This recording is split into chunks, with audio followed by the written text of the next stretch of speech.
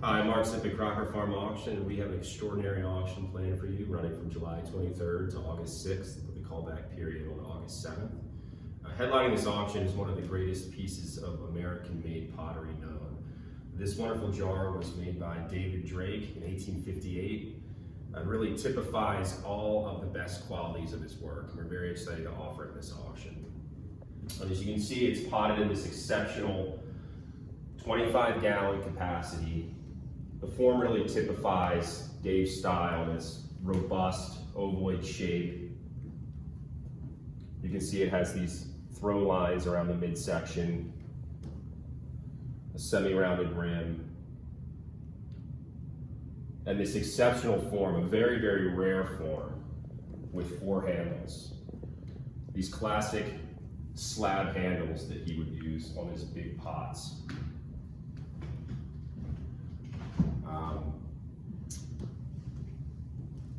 What makes this piece even more special, of course, is the inscribed poem on it, which reads, "A very large jar, which has 4 handles, packet full of fresh meats, then light candles." And so Dave here is really discussing this unusual form, this rare form with 4 handles that you don't see very often at all. It was used in the South in some other potteries, including Thomas Chandler, also of Edgefield, and Daniel Siegel of Vale, North Carolina. No doubt this form started in the Edgefield tradition, and it would require 4 handles to be carried when it was full of meat, because it's such a large, heavy piece. It even requires 2 people to carry it down when empty. So this inscription, packet full of fresh meats then light candles, likely refers to the fact that this piece would be sealed with wax for the preservation of meat. So it would have a wooden lid, some sort of covering of some kind that would be sealed with candle wax. And so he's cleverly referring to the use of candles, melting candles for the wax, for sealing this for food preservation. And a number of his other jars reference the use of such jars for meat storage. It has an exceptional glaze on it, among the best glazes known on David Drake's work. And you can just see the dynamic aspect of it, the way it flows down the body of the vessel, the way it's melted and streaked, creating these almost like a tiger striped pattern down the body of it. And that is largely due to the fact that this glaze was poured. On these larger vessels, you couldn't dip the jars in their glaze. They would not have that uniform glaze. Instead, they would have this very exciting, lively, poured glaze that was applied all around the shoulder and the interior. If you get a shot of the interior, that would be great. I don't know if that's even possible, but you can see just how much glaze is actually pulled in the bottom of this piece from that pouring process. So depending upon the concentration of the glaze, there's this wonderful variation in color, in texture, in gloss. You can see at the shoulder and going all the way down, we have these heavier areas of green glaze running through that's actually very shiny, very glass-like. The lighter glazed areas appear as a dark brown or even a very, very light brown in certain areas. Moving along, you can see Dave's distinctive use of punctates, which is an Edgefield trait to denote the gallonage of this piece. So instead of inscribing 25, and we know that David Drake could inscribe numbers on pieces. That we're going to show that in a second. But for some reason, this use of punctates was the tradition in the area, and so we have all these little dash marks indicating the gallonage. And if you were to count them up, you'd reach 25. On a smaller jar that's 4 or 6 gallons, you know, that's fairly easy to do. It would be fairly easy to count those numbers and those tick marks and determine the gallonage. In this case, we have 25 full punctates between the handles indicating the gallonage. So it takes some time to actually go through that and determine the size of this piece. Around the back of the vessel, we have this classic David Drake inscription, very typical and signature for him, that incorporated Lewis Miles, the owner of the Stony Bluff Manufactory, where Dave was working during this period, and the date, April 12th, 1858, followed by his signature, Dave. You know, as I said in the introduction, this piece combines all of the elements one seeks in the best examples of Dave's work in terms of the size, the exceptionally rare form. I believe there's only somewhere around 3 other signed examples of David Drake pottery known with this 4-handle form. The glaze is remarkable, and of course, this rhyming couplet, this poem, one of only about 35 pieces known with a poem on them by David Drake.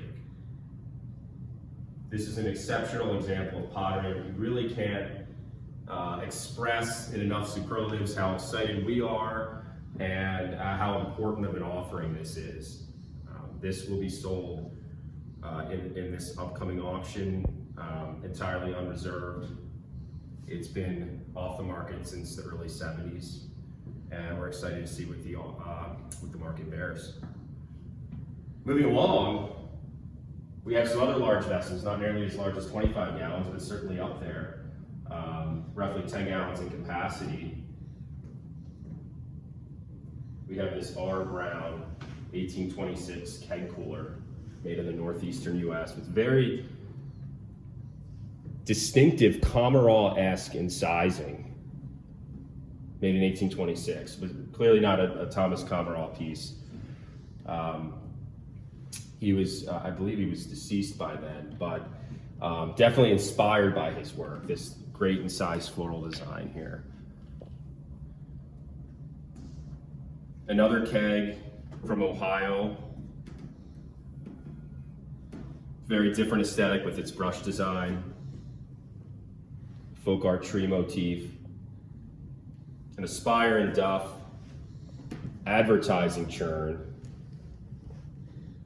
made for this Nashville, Tennessee merchant by Enoch Fowler in Beaver, Pennsylvania. You can see the slip-coated surface. They would dunk this in a slip and then brush on these very nice floral designs. Exceptional size, very rare southern advertising, and we have these 10s here denoting the capacity. Moving along,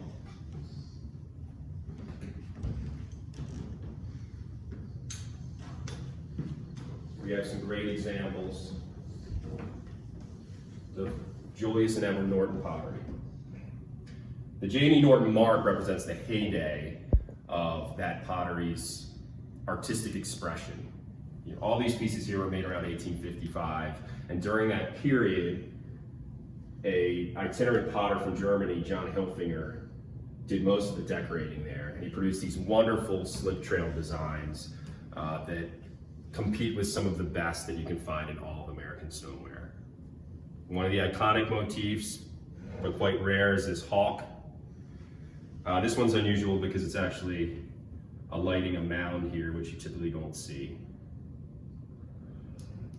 And some of his best pieces, Hilfinger's best decorations, will incorporate all these designs, or several of these designs, into one great cooler, like the type you could see at the Bennington Museum. We have another one with a house and a tree. We have another example with a standing stag. This is one of the most memorable, iconic designs in all of American stoneware. When we think of American stoneware decoration, one of the first things that pops into your mind is the Norton deer motifs. And you can see this is a classic addition to these designs, these the split rail fence and the pine tree flanking the deer. This is a remarkable example of that deer design. You can see it actually has 2 deer on it. And probably representing a mated pair. We have the stag on the right and the reclining doe, both facing the same direction as if to give attention to something that they heard in the distance. And she's in repose, he's standing. Again, we have the pine trees and the fences represented. To have a single deer on an example of Norton Stoneware special, to have 2 is really remarkable. This example has great coverage on the front. It's a large size croc, has great color, really has a lot going for it. This is another rarely seen design for the Norton pottery executed by Hilfinger, and that's this double pheasant motif.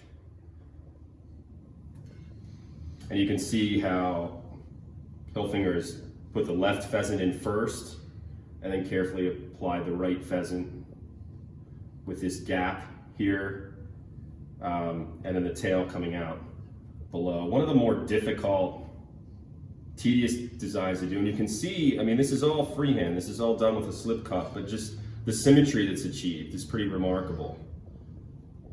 And these birds almost form a heart-like motif here. It's very challenging design to do.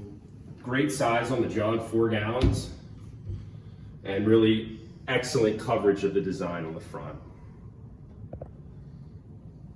Moving along to something completely different. Again, this is the great thing about American Stoneware. You get all these different aesthetics. Is an Ohio churn with this nice cattail motif. This is brushed as opposed to the slip trail, the more refined slip trailing we saw over there. But then we have this very crude design of a man. And he's sort of, looking sideways in profile with a smile on his face and this bizarre representation of his feet. Almost looks like he has frog legs. And he's in kind of a dancing pose. But again, much more simplistic. This was somebody who probably was more known for his potting than his brushwork, but to a lot of people that's all the more charming than these other slip trail designs. This example, this 10-gallon jar was made in Akron, Ohio. We know that from the form, we know that from the way the 10 is inscribed, and we know that to an extent from the style of the design. This example probably representing an elderly woman, possibly a grandmother or a mother. It's done with a slip cup, and it closely relates to pieces made in Akron, Ohio, that have large bird designs, sometimes birds and trees. There's an iconic large size cooler that was made at the Alexander Pottery out in Akron. And again, when we think of Ohio Stoneware, we think of large size. This is a great 10-gallon form. And this particular figural motif, there's a closely related piece that has some sort of general military figure on it. We have not seen from this specific maker. This is recently discovered out in the Western US. Very exciting piece. Moving into the first room,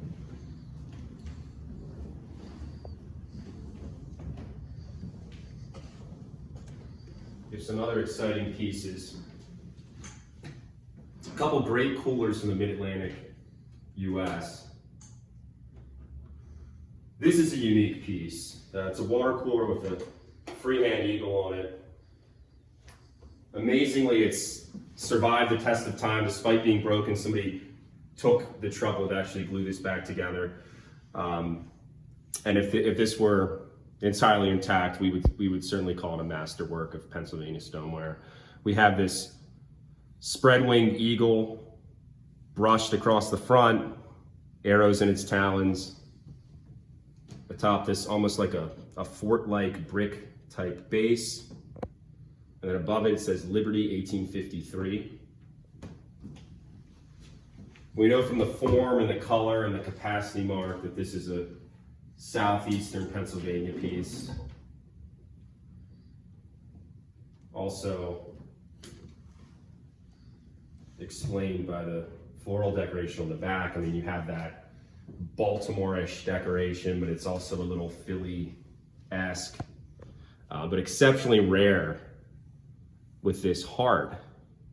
And then going through the heart is an arrow, and that may have some representation with the eagle holding the arrows on the front. Wonderful decoration on the back, exceedingly rare decoration on the front, particularly for that region. I can't think of, gosh, there's only a handful of Eastern Pennsylvania eagle decorated coolers known. Very, very exciting piece. This cooler comes from the Miller House, deaccession piece from a museum in Hagerstown, Maryland, known for its wonderful collection of Shenandoah pottery. You can stop in there and visit it if you like. This is a piece I remember when we visited the Miller House something like 20 years ago. They had this on display, and this is the only Baltimore cooler from this period that we've ever seen that has this wonderful baluster form with these open strap handles. This is a form that you typically see decades earlier. We're talking 1820s, maybe 1830s. This is a 1850s or 60s piece, and we have this, instead of what you'd normally find in a period, a more rectilinear form, we have this great ovoid form with a tall collar, strap handles, and then this classic Baltimore clover motif. And the inclusion of a third smaller clover in the middle is quite unusual. Very, very exciting object. For collectors of Baltimore stoneware, you can certainly really appreciate the elegant form on this piece. It's just something you don't see from that period. Moving along, an exceptional example of Rochester stoneware is this Lioness Croc. And this is the only example of American stoneware that we can think of that actually has a female lion represented. You see there's no mane. Classic spotting and striping throughout is very typical of this elaborately done Rochester stoneware. Has this wonderful turned head, again giving some animation to the design. Beautiful slip trail ground cover, including this classic Stetson-Meyer flower. If you were to just cut this flower off of this piece and show the design to someone, they would, say it's 100% Stetson-Meyer. It has that classic bullseye center. Very, very well done. Additionally, you can see these shrubs over here where we have a certain sense of perspective or three-dimensionality to it, where the stem of the plant is coming up and then the pointed top of it is bent over, and that's represented by this hollow area. Great 6-gallon size. There's only a handful of mammals known by Stetson-Meyer. They're exceptionally rare by Berger, but also by Stetson-Meyer, you just don't see them. There's a handful of foxes and a few lions known, and a deer, but it's just that it's design, these type of designs you just don't see from him. They were probably reserved for something very special. This is a wonderful example of Norton stoneware. This was made slightly later than those J&E Norton pieces in there. This is a different mark, J. Norton and Company, used about 1860. You can see it has fantastic coverage over the vessel's front. Wonderful size, measures roughly 8 gallons. You can see this is a 6-gallon. You can see just how much bigger this example is. So this is an off size. This is clearly a specially made piece. Unusually tall, narrow form, great in size banding at the top. And we have two birds crossed, popular motif for the Norton pottery, atop this flower basket. And look just how intricate and how much it covers the front of this piece. Very, very well done. A lot of time was taken to add all these little spots in, all this detail. And you can see it's brimming out of this basket, and the basket's really unusual. It's the only basket I can recall seeing that's done in this fashion. Typically you'll see a basket that has loop handles coming off at the sides. A basket or an urn, something along those lines. This example is this lower, shallower formed basket with the handle actually seen in the front. And so the basket's kind of turned. In addition, we have this at the base, which you do not typically see, this table mat that kind of gives grounding to the design. Very special piece. This sold for an exceptional amount of money, I believe in 1988 at Denlinger's auction up in Bennington, Vermont. A lot of you watching will finally remember those auctions as a great time in American stoneware history. Moving along, another great flowering vessel. We have this 5-gallon West Troy piece with an urn. Again, this urn is exceptionally well done, very different. We have this pedestal base with these posts coming off at the base. Unusual crosshatch design at the base. Circular designs at the top of it. Small scrolled handles here. And then the top is just brimming with all these heavily done leaves and these 2 flowers here.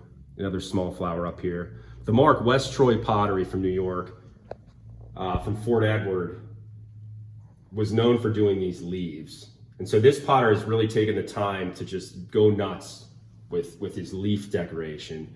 And you can see all the heavy shading throughout, the saturation of the cobalt, the boldness of the design. It's a very, very striking piece. Even the ground cover, you can just see it's brimming with all sorts of trailed cobalt highlights. One of the best pieces in the auction is this great piece of Norton stoneware. We know it's Norton from this typical line design, rarely seen design by John Hilfinger, definitely in his hand. And the lion is represented in repose with this great curled tail. He's kind of got a smile on his face. And that's another characteristic of the Norton lions, is they kind of almost very often have kind of a happy, satisfied look on their face. They're not a menacing rendition of the creature. Spotting throughout, fencing, and then this great advertising. So this was made for a merchant, so it does not bear the Norton stamp. This would typically say J&E Norton on it. It says Giles and Company, dealers in hardware, iron, crockery, groceries, paints, woodenware, stationery, and C&C, variety store, Cherry Valley. And great New York State advertising, and it really gives you an idea of what this store was all about, what they were selling, how these general stores really had just such a great variety of things. So this is impressive in just how elaborate the advertising is alone. We have actually 4 lines of it here. This Edmonds piece from Charlestown, Massachusetts, bearing the Barnabas Edmonds maker's stamp, is one of the best examples from this pottery that we've ever seen. And sizing during this period is quite rare. And in this case, the incised design is very elaborate, and the subject matter is incredible. We have a bathing beauty. And if you actually, look up what the typical garb for women to wear bathing during the Victorian era, this matches it to a T. She's got a parasol, she has a headband.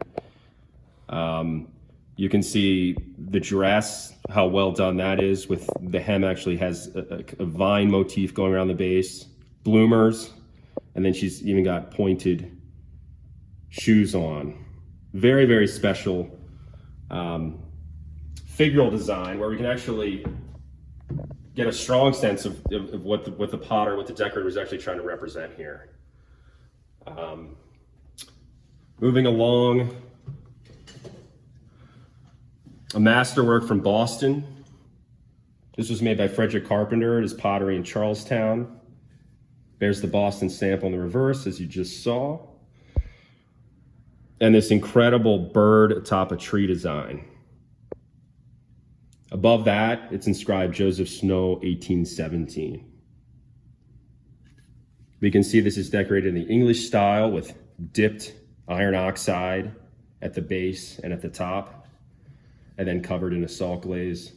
To find freehand incised pieces from Boston is just exceptionally rare. Of course, in our last sale, we sold the best example of Boston stoneware known, best example of signed Boston stoneware known anyway, which was the wonderful Tarbell jar. And this was made slightly later. Again, the Boston stamp at the top. Different aesthetic from that piece that was cobalt decorated. This is iron decorated.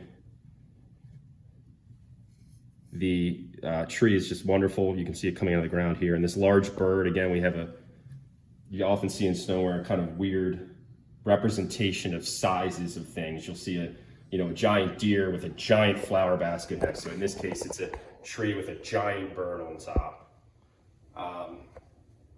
A great mate to that tarbell piece in terms of showing the two types of decorative techniques that were used during the early 19th century in Boston. One, cobalt decorating, and the other, English style iron decorating. This is one of the best examples of a ship that we've ever seen. There are a few better, but this is really remarkable. You can see the detail work of it, the windows in the back, the very deftly incised sails. This was a very sure-handed decorator, no doubt one of a number of incised pieces that he did. Given the form, the color, this coggled banding around the top, we can say with fair certainty this is a New Jersey piece. Wonderful piece. One of the greatest examples of American stoneware that we've ever offered is this monument here, what we refer to as the Liberty Monument, the Pottery Liberty Monument. The scenes represented is kind of a dichotomy of where America was around 1873 when this piece was made. The one side shows Vice President Colfax, who was Vice President under Grant, climbing towards the top because he's achieved so much politically. In fact, Grant himself, the president, is represented by this lion with the initials USG.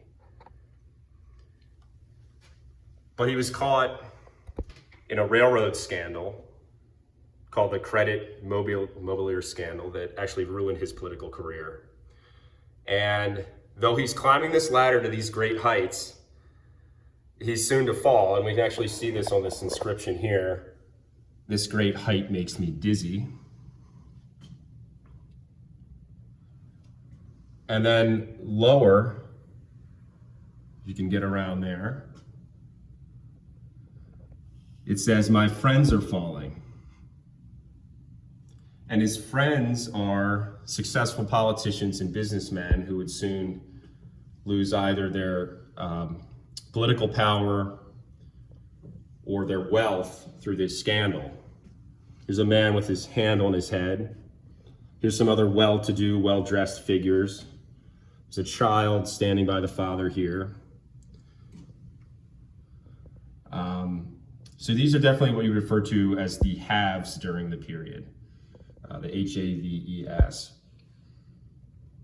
Some of the inscriptions throughout represent this piece's use, or should I say partial use, because clearly the primary purpose of this was to be a sculpture that had a strong political message. But we have these smaller match safes throughout that represent match taxes, revenue taxes during the period that were used to pay for the Civil War. And the makers of this piece, Wallace and Cornwall Kirkpatrick, ever wary of politicians and government and ever scrutinizing of overreaches of power, are talking about this match tax, and they're poking fun at it. So one inscription reads, no tax on silks and jewelry, which are finer items, put it all on matches. Matches was a common man's good. So they're basically saying this is something the government is really hitting the average American with heavily. We also have matches in revenue paid. There's various other inscriptions that reference their disdain for this match tax. Here's another one that talks about the president's proclamation, the specie payment to be received in 1874, revenue on matches pledged. Here's another plaque that represents the credit mobilier scandal that I talked about before. Got his foot in it, credit mobilier. We have on the person right here, Colfax inscribed for Vice President Colfax. But moving along, we have the main message of this piece, I believe, which is the Colfax Massacre, which arose out of a disputed gubernatorial election in Louisiana. And Republican free blacks, mostly part of a militia, occupied a courthouse and contesting the election because there was rampant voter fraud in Reconstruction era America. Unfortunately, in the American South, a large segment of the population did not want to see true freedom for African Americans. So this uprising of sorts, this peaceful uprising, was quelled by a number of Democrat whites, including a number of ex-Confederates. And we have that segment of the population represented by this figure here, wearing a forage cap, a Civil War forage cap. Again, this is 8 years after the Civil War ended, but Reconstruction, for a lot of people, things hadn't changed a whole lot. And so what we have through this event was the usurpation of freedom of blacks in the South, and actually the largest lynching in American history.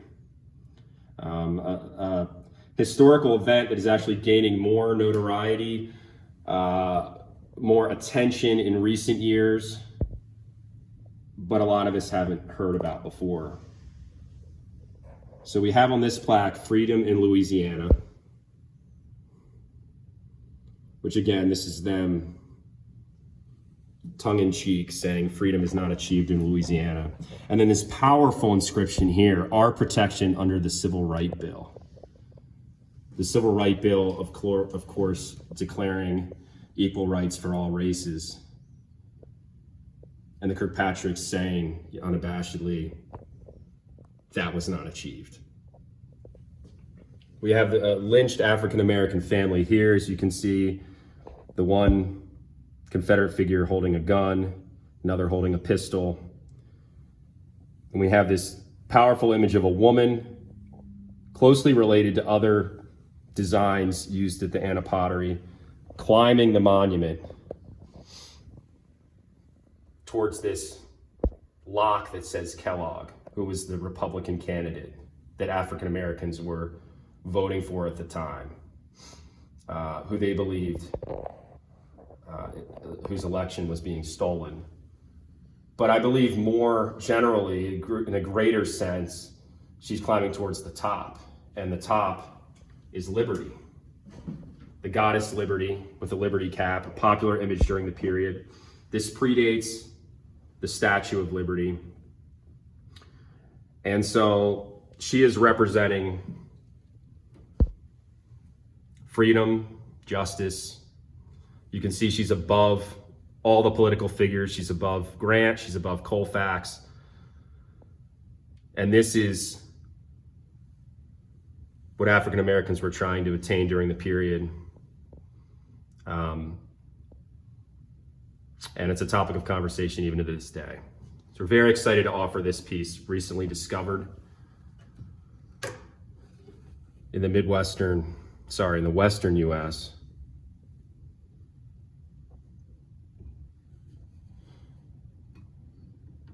And to show you the reverse, to close this study, you can see it says the Great Show cost $3 billion. And of course, the Great Show, what was that? That was the Civil War. So the Kirkpatricks,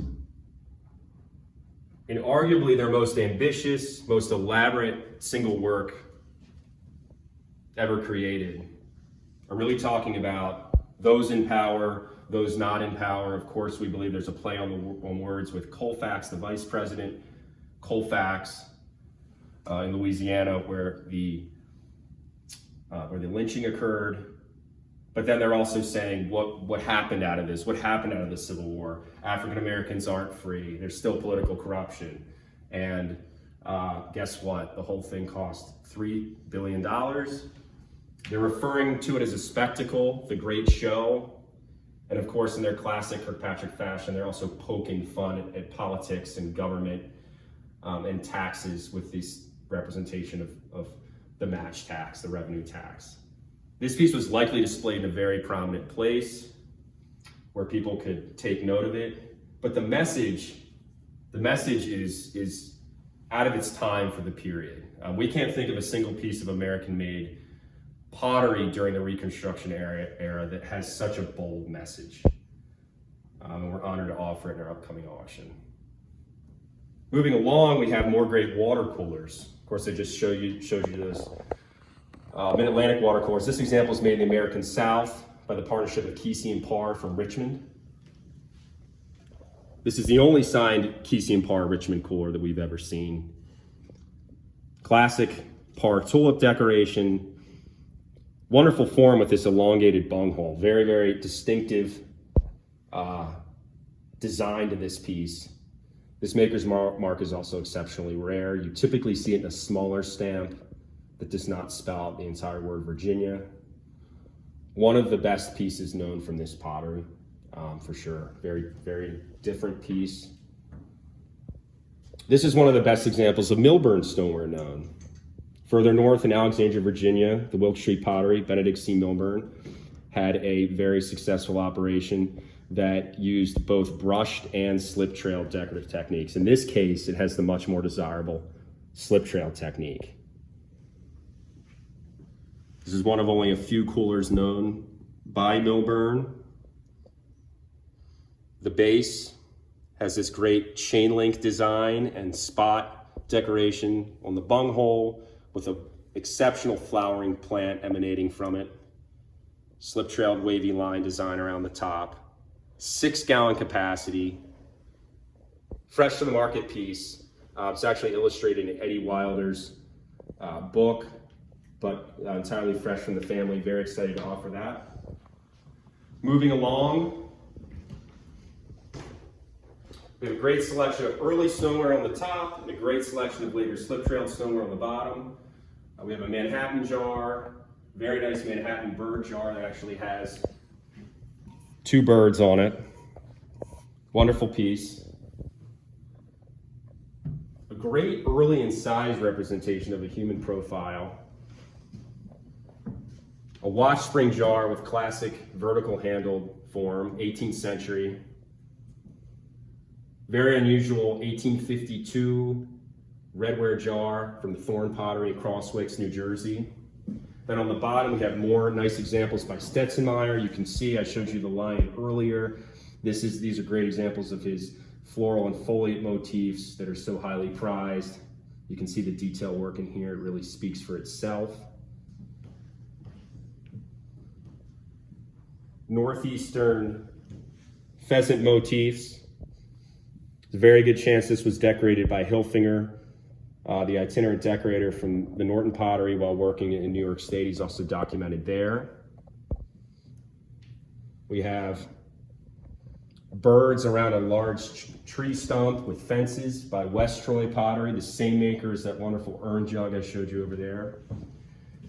And one of the rare bird representations of the northeastern U.S. is Bosworth, Hartford, Connecticut churn with a true shorebird on it. And one of the few potteries that actually did a design of a shorebird with any regularity. It's still a rare design from them, but there's a few others known. Moving along, some great Cowden stoneware at the top. Cowden and Wilcox. That firm, circa 1865, produced some of the best Pennsylvania stoneware known, and you can see in these designs, classic grape and bird motifs from this pottery, as well as a really nice floral jar. Moving along the bottom, we have a great mix of things. Exceptionally rare Rockingham County, Virginia pitcher bearing the elusive mark Ireland and Dewey from Mount Crawford. Typically this stamp would read Ireland, Dewey, and Shinnick. We know James Shinnick decorated this piece because of its strong Alexandria and Strasburg, Virginia influence, although his name is not included in this stamp. Great form, great decoration, exceptionally rare mark. It's a great example of Rockbridge County stoneware done in the Manhattan style with this fruit motif brimming with leaves extending through the top.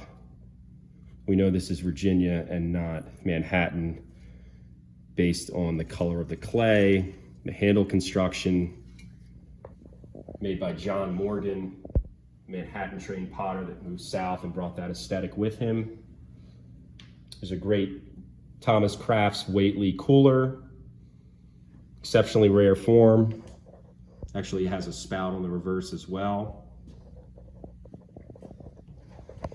Wonderful Roseville, Ohio jar. This is a very great document of potters working together. All three of these figures were either potters or pottery workers, and they all have their names on it. You have Ohio represented with this grape or pyramidal design below, and these classic floral motifs that relate to Pruntytown, West Virginia designs. Really great piece, really great document in clay. There's a wonderful Hamilton piece from 1849 made in Beaver, Pennsylvania. We see Hamilton's signature here, whether it was Hamilton himself or a potter that worked there. It was likely Hamilton himself. This is before his Greensboro operation, but this design is so distinctive to his hand, we feel fairly certain that Hamilton himself decorated and signed this, and it says at the top, cleverly, "Oh, look." That was newly discovered in Western Pennsylvania. A great Baltimore cooler, wonderful size and decoration. Moving along, impressed fish pieces from Massachusetts. A great Daniel Goodale eagle from Hartford. Interesting Orchid and Crafts Portland piece with iron dip and a spout. Later face jug by B.B. Craig circa 1975, and some more pieces, including this great, I tell you, we've had a few of these in the last year, but there's only a few of these known. So whatever reason, we're drawing some attention to this, and people are realizing what they have. This is stamped by the Baltimore Union Stoneware Manufactory, the earliest pottery, the earliest stoneware makers mark south of the Mason-Dixon line. And this is decorated in the English style with an iron dip. This is probably a piece that was made before the arrival of Henry Remy, before cobalt decoration would solidify Baltimore as the standard bearer of Southern stoneware production. Very important piece. Moving along, I'll go through the cases briefly here. This is fresh out of a long-term New Jersey collection, a great South Amboy, New Jersey jug, made by Thomas Warren and Joshua Letts. In the early 19th century, another great Letts piece bearing their classic Liberty Forever stamp with a hand pointing at Liberty Forever. Their names, South Amboy on Jersey, and even a date, 1807. Wonderful object. More great early Manhattan and New Jersey stoneware, including this adorable small size jug with a heart. Great size, very rare design, probably a presentation piece. An extremely rare David Morgan jug with incised decoration. David Morgan stoneware was made in Corliers Hook, New York. He was a contemporary of Thomas Comerall in the same area, but freehand incising is exceptionally rare by him. I believe this is one of maybe 2 or 3 pieces that we've seen that didn't have his stamped drape and tassel design, but instead actually uses freehand Manhattan incising. Some other interesting objects, including this great Manhattan bird. Whoops. You can see this bird has this unusually long beak, a ring neck, cross-hatching on the wing, and this leaf below. Great size to the design, and there's not a whole lot of Manhattan birds out there. This example is certainly one of the nicer ones we've handled in the last few years.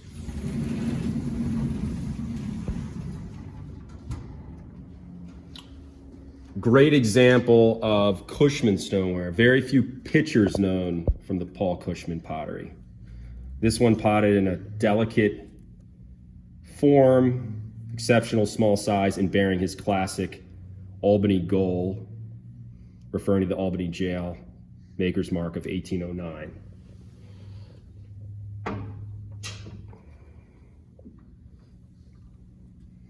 This might be the best small size runlet that we've ever offered. We've only offered a few. This example, in our opinion, clearly made in Albany, New York, based on the color and based on the style of the incising. But this great owl atop a branch. You can see the way its head is depicted closely relates to designs from the Cushman pottery. That simple circle with the onward stare, and then on the others, the underside of the spigot of fish. Wonderful piece. I mean, to have a single example of those animals represented on that form would be great. To have both is really extraordinary.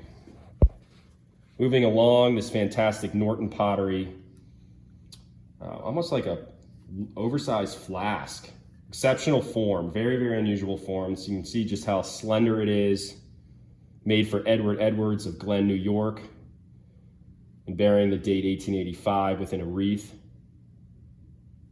Wonderful piece as is, but what really takes the cake is the inscription here. Fred Godfrey, June 29th, Bennington, Vermont. And Godfrey was the brother-in-law of one of the Norton family members. And we actually sold his stamp, his personal E&LP Norton stamp that he used at that pottery several sales ago. This is a presentation piece that we know was actually made by Godfrey himself at that pottery. An additional mix of other very interesting objects, including a Vestal jug dated 1881. Jesse Vestal, Southwest VA. A nice Decker cup from Truckee Valley, Tennessee. Early watch spring decorated pieces. Very rare JPS jar. Really exceptional blue on that. JPS referring to the potter John Paul Schermerhorn. And a very rare New York State jug made for the Mobile, Alabama market. Moving along,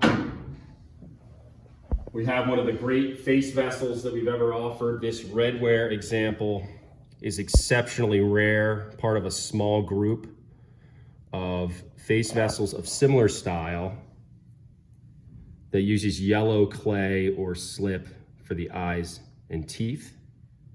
This example surviving in immaculate condition. You can see this distinctive semi-lunate brow that you see on stoneware examples produced throughout the country, as well as this example, these wonderful sideburns,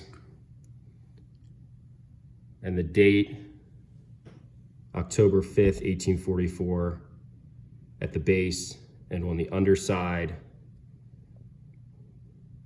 Redware face vessels are much rarer than stoneware face vessels.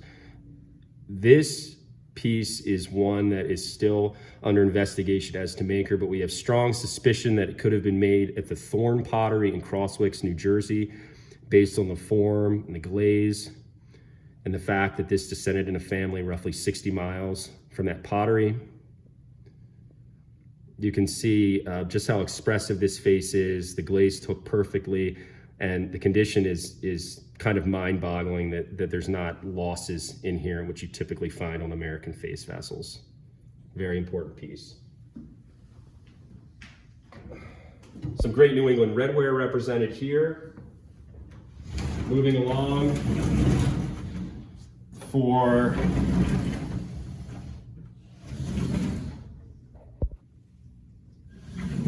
and actually, let me pull this example out. This is a very special piece. This Jackson jar was made in Saugus, Mass, and is the only example by this English trained potter that we're aware of. You can see a stamp on the bottom. Also involved in local politics. This piece dates around 1810, and you can see this great looping brushwork in manganese going around it. Incised wavy line decoration on the collar and the shoulder. Very important piece because of this stamp, but also it's a high piece of art. This isn't just an esoteric, rare stamped piece, but this actually has wonderful decoration. You can see it's distinctive, it's unusual the way it loops around here. It almost reminds me of some of the great road pottery. And the thin wall of it and the incising is just remarkable. This came out of an old New England collection, believed to be unique. A really important, recently surfaced piece of New England redware. Moving along, a great selection of Anna Pottery pigs, including this Black Hills pig with a poem on the back.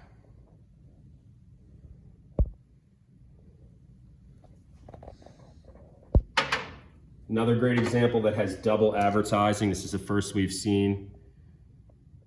Lanier Phelps and Company with a great inscription about the way he conducts his business. Give long credit without interest, never charge for packages or drayage, and always with a little pure old peach and a hogs. And then another great inscription on the back for Barrel Dole and Company. Pipes, tobacco, cigars from Cincinnati. For you sommeliers out there, we have this great Boonville snake jug made for B. Heiberger. This is Blasius Heiberger, 1891. The owner. Brant did some great research on this. He's actually a viniculturalist, so this may have been a wine jug or a brandy jug. Classic Boonville style with the incised sgraffito decoration over Albany slip. You can see each snake has a different pattern, and the snake on the spout has this great sideways attitude. One of the best Boonville pieces that we've ever seen. We also have a nice selection of Ohio harvest jugs, including this John Ebner salt glazed jug with outrageous cobalt slash decoration. John Ebner was a German-born potter that worked in West Virginia and Ohio. And to have that embossed signature is quite unusual. Two other great examples, one inscribed CL, another bearing a Rotoball signature from Akron, Ohio at the base. And a great Baird, Ohio flower pot. As far as flower pots go, this one really takes the cake with just how much applied work, how much carving. The ornamental handles, the piercing at the rim, incredible piece. Moving along, a great Ohio Civil War jar made at the Dollison Pottery that says 5,000 men slain yesterday at Laurel Hill. Laurel Hill likely referring, there were two Laurel Hills actually, but this likely refers to a battle in Virginia. Again, like that Roseville piece I showed you earlier, great document in clay. One of the best Calvin Wilcox batter pails we've ever offered is this double grapes decorated piece with also a bird on the reverse holding a leaf or flower in its mouth. To have either design on a batter pail is great. To have both is really remarkable. That example survives in excellent condition as well. Very rare Moyer pitcher. Here's a discovery Luke made. This pig was actually made at the McCoy Pottery in New York City, modeled after a New York glass flask using the same mold. And Luke cleverly was actually able to match up this handwriting to McCoy's penmanship. And so this is a rare example of a New York State pig bottle. You don't see that very often. You can see the hand pointing at the rear of the pig.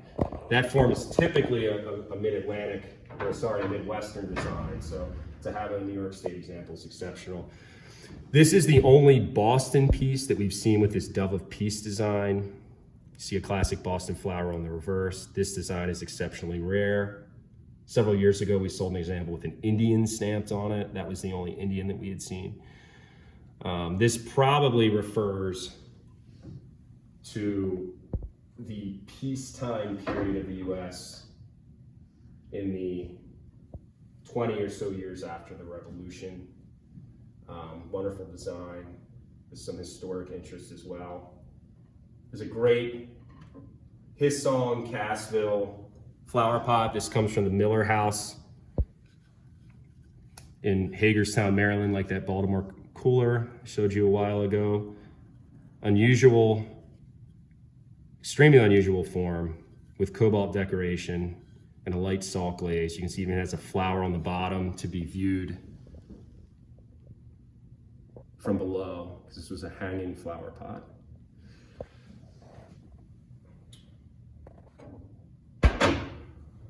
Moving along into this case, have one of the best Pennsylvania Redware jars that we've ever offered, attributed to Christian Clinker. Clinker was a Bucks County potter from the 18th century. This piece was probably made sometime in the 1780s. And Clinker has pieces represented in the Met as well as the Philadelphia Museum of Art. Important Pennsylvania maker. Very distinctive handle construction. You see these decorative handles scored down the middle, applied in an open loop, and then crimped on the edges. The only potter that I've seen to do handles quite like that. This jar is also one of the most heavily decorated pieces of American redware that we've ever offered. You can see this wonderful copper and cream-colored slip swag motif just covering the surface.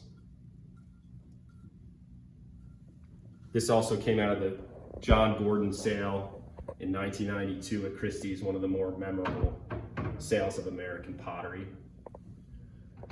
Moving along, a great Henry Remy picture showing designs that he took from Baltimore earlier in life from the 1820s and continued until the 1850s, in this case 1856. He reserved special clay for this piece. You can see just how light it is, atypical of most Philadelphia stoneware from the period, and really refined in sizing with detailed scalloped edged leaves, detailed flowers. Classic Remy sizing. He was one of the best there ever was. And you can see just how comfortable he was with that technique. A great redware jar made by Michael and Theophilus Miller's father, George Miller of the Juniata Pottery in Newport, Pennsylvania. M&T Miller stoneware is some of the most desirable stoneware from the entire state of Pennsylvania. This example has this wonderful canister form, very interesting glaze related to Lancaster County stoneware, or sorry, Lancaster County redware.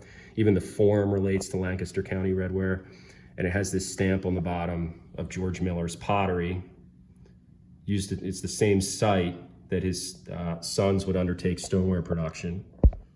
G.M. Miller Juniata Pottery, a 1/4 gallon, and exceptionally rare piece. The only example stamped with this mark that we've ever offered. Great selection of John Bell pottery, including this pitcher, very nice little Baltimore mug and a nice New York State jug, some other nice redware and some Baltimore pitchers on the bottom there. Moving along, a very nice selection of tinware, circa 1885, including this small pitcher with unusually elaborate striping around the collar. Nice selection of multi-glaze, a rare New Haven Gemmel jug with flying eagle decoration, more Shenandoah pottery. Rounding it out in the cases, a great selection of Metters pottery, mostly from the John Burson collection, including this snake vase, one of the masterwork forms from this potter. Classic Metters family, grapevine design, but he caps it off with this wonderful snake with cobalt striping. A very nice China tooth face jug by Lanier Metters, circa 1970, bearing a full inscription, not just Lanier Metters, but Lanier Metters, Cleveland, Georgia, an unusual treatment for him. And this comes out of the Burson collection as well. Some more face jugs here. Some quality 19th century Westerwald stoneware here and here. I'm gonna bring you back in here real quick. You can see we have some very nice pieces on the shelves. Excellent selection of bird decorated stoneware. Some nice early New Jersey and Albany stoneware. More birds here. Very nice selection of birds in this sale, if that's the sort of thing that you're into. Some nice Calvin stoneware and some more birds here. Nice selection of Philadelphia stoneware here, including a good selection of pitchers, some Branch Green pottery, a great advertising jar here. Some nicely decorated pieces here from the Mid-Atlantic and New York State. A good selection of Western Pennsylvania stoneware here, including this great earlier Hamilton and Jones jug, and this nice Hamilton and Jones piece advertising their Greene County, PA pottery with stars. Some Southern pottery here. Some of this came out of the Burson collection, including some nice Alabama pieces, including this jar here. You can see the classic sign waving sizing. A mix of other pots here of various origins.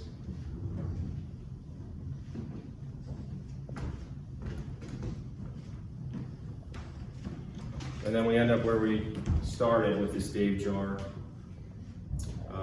If you sat through that hour, congratulations, I thank you very much. This will be a very exciting sale.